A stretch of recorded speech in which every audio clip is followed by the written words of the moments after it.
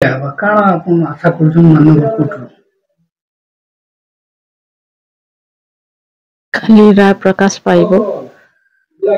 ଆଉ ଆମେ ତ ପୁରା ଭାଙ୍ଗି ପଡିଛୁ। ମୋ ପରିବାର ପୁରା ଉଜୁଡି ଯାଇଛି। ସେ ଯେମିତି ରେୟାରେଷ୍ଟ କ୍ରାଇମ କରିଛି ତାକୁ ସେମିତି ରେୟାରେଷ୍ଟ ପନିଶମେଣ୍ଟ ଦେବା କଥା ବୋଲି ଭାବୁଛି। ଆଉ ରେୟାରେଷ୍ଟ ପନିଶମେଣ୍ଟ ହିସାବରେ ଫାଶୀ ଦଣ୍ଡ ହିଁ ସର୍ବୋଚ୍ଚ ଦଣ୍ଡ। ତେଣୁ ତାକୁ ଫାଶୀ ଦଣ୍ଡ ଦିଆଯାଉ ବୋଲି ମୁଁ ଅପିଲ କରୁଛି। ଦିନ ଥିଲା 23 ତାରିଖ, ଫେବୃଆରୀ 23 ତାରିଖ।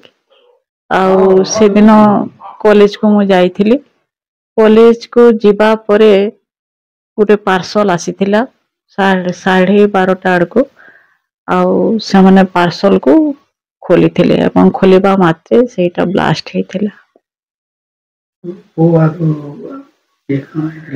ସେଇ ଜାଗାରେ ପୁଅ ଖୋଲୁଥିଲା, ବୋଉ ତା ପଛରେ ଥିଲା ଏବଂ ସାଇଡରେ ମୋର ଜେଜେ ମାନେ ନାନା ଥିଲେ, ପିଉସୀ ଥିଲେ। ଆଉ ମୋ ପିଉସୀ ତ ସମ୍ପୂର୍ଣ୍ଣ ଭାବରେ ଜଳିଗଲେ। ଆଉ ପୁଅର କିଛି ସମୟ ତାର ବି ଡେଥ୍ ହେଇଗଲା। ହଁ, ଦୀର୍ଘ ଦିନର ଅପେକ୍ଷା ପରେ କାଲି ରାୟ ପ୍ରକାଶ ପାଇବାକୁ ଯାଉଛି। ଆଉ ମୁଁ ସମ୍ପୂର୍ଣ୍ଣ ଭାବେ ଆଶାବାଦୀ ଆଉ ମୋର ଦୃଢ ବିଶ୍ୱାସ ଅଛି ମାନ୍ୟବର କୋର୍ଟ ଉପରେ, ମାନେ ମୋ ପୁଅକୁ ଉପଯୁକ୍ତ ନ୍ୟାୟ ମିଳିବ।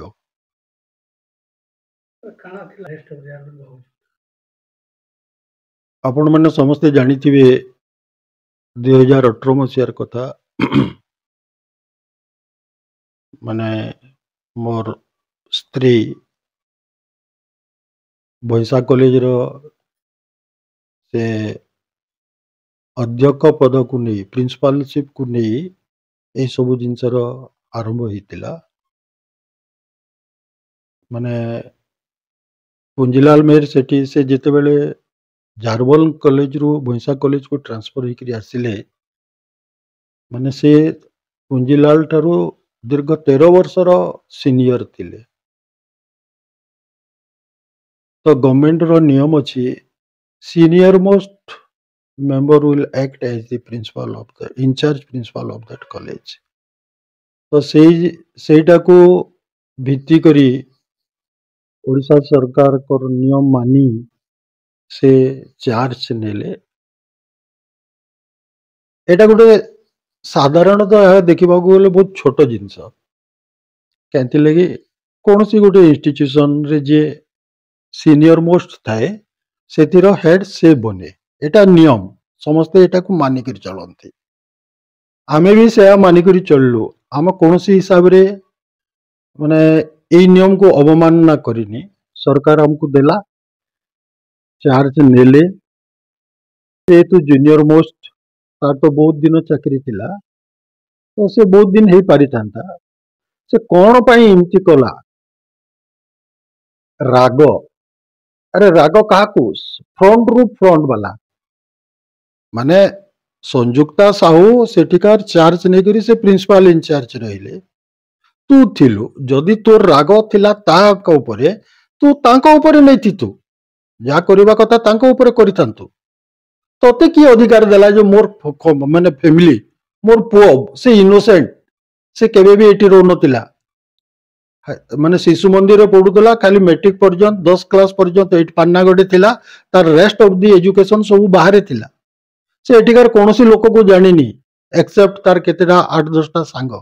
କିଛି ଖରାପ କରିନି, ସେ ତ ତୋର କେବେ ଅନ୍ୟାୟ କରିନି, ତୁ ତା ପ୍ରତି ଏତକି କ୍ରୁଏଲ କେମିତି ହେଲୁ? ତୁ ମଣିଷ ନା ପଶୁ? ଗୋଟେ ପଶୁ ବି, ଗୋଟେ ମାନେ ସାଧାରଣ ଗୋଟେ ମାନେ ଗାଈ, ଯଦି କୁକୁର ଛୁଆଟା ଭୋକିଲା ଅଛି, ଗାଈଟାକୁ ମାନେ ଆପଣ ମାନେ ଦେଖୁଥିବେ ଗାଈଟା ତାକୁ କ୍ଷୀର ପିଉଛି। ବାହାଘର ଦିନ ମୋ ପୁଅ और ବୋଉ ତାର ପାଦ ଛୁଇଁକରି ନମସ୍କାର କଲେ। এটা ପାଦ ଛୁଇଁବାରେ ଏହା କଣ ତାର ଦାନ? पार्सल बम पठेई करी फटेबा ताको मृत्यु देवार एटा कोन तार माने से नमस्कार रो फल କାଣା ତାପରେ କେନ୍ତା ସେ କଥା मोर संसार पूरा उजड़ी जाइछि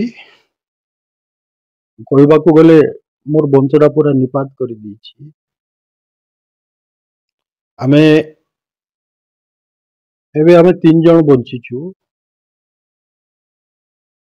आमे सबु स्तर रे mental physical social financial in all respect और पूरा पूरी डाउन हो जाइछु पूरा पूरी मर्माहत म्रियमाण हो जाइछु एक्चुअली आमको किए दंब देला बेलिया लोक नहीं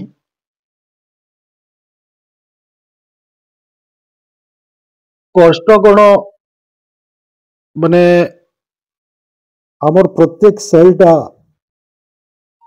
सब अनुभव करुची हर एक दिन रो कष्ट